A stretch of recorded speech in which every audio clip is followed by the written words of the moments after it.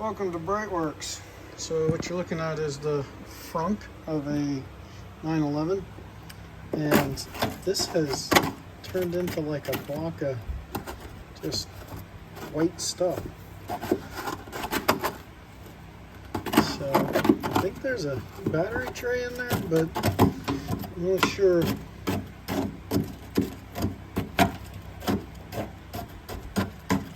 But we found that while we were vacuuming everything out. So definitely get to the bottom of that. Interesting. But it was an old Sears battery, and it doesn't look like it split, but it may have vented. So yeah.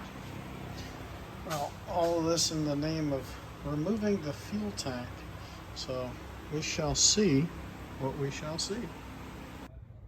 Alright, so we got the fuel tank out.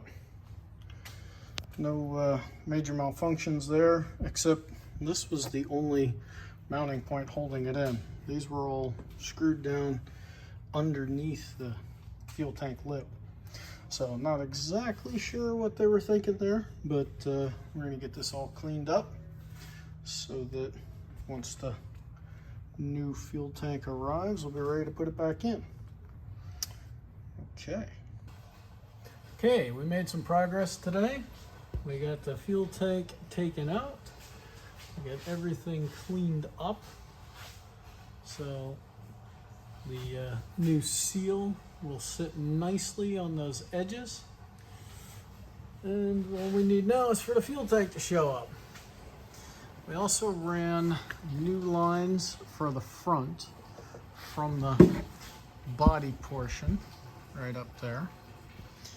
And those go through a little, I don't know, you can kind of sort of see where they go through a little metal strap up there that's welded to the body. So routing them is a little interesting. But we were able to blow some stuff through here. And what we found as we were going was that there were a couple more lines. You can see them here, here, here. So we took the return line, replaced it, the rubber portion, and the feed line, and waiting on some Berryman's B12 to show up. I only had a little bit left, and it certainly wasn't enough because we still had black junk coming out. So we got all that kind of ready to rock and roll. And so those fuel lines will be fresh. And then we found that the ground strap was basically one big chunk of stuff. So we cleaned everything up and we got a new ground strap coming. That one was all frayed and definitely wasn't gonna allow the alternator an easy life. So we just pulled the fill plug first out of the transmission, and then we pulled the drain plug out. And based on what came out of there, once we get a heat cycle on it, we'll probably run some ATF through there to clean it out.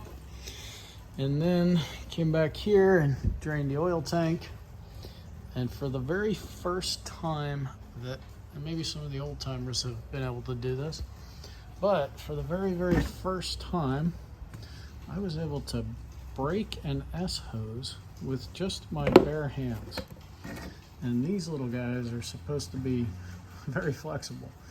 So I don't think I'll be able to do it again, no, but made some progress. And yes, in fact, coolest part, it is a 7R case. So that is the venerable 7R mag case. We did a little cleaning there so that we can take the drip pan off and see what we can see up in there. So we made some progress today. It doesn't quite feel like we made as much progress as we worked on it, but slowly but surely things are going back together and getting ready for fluids. All right, thanks for watching us on our journey with Persephone 74 911S with a Sportomatic. Check us out at BreitWerks.com.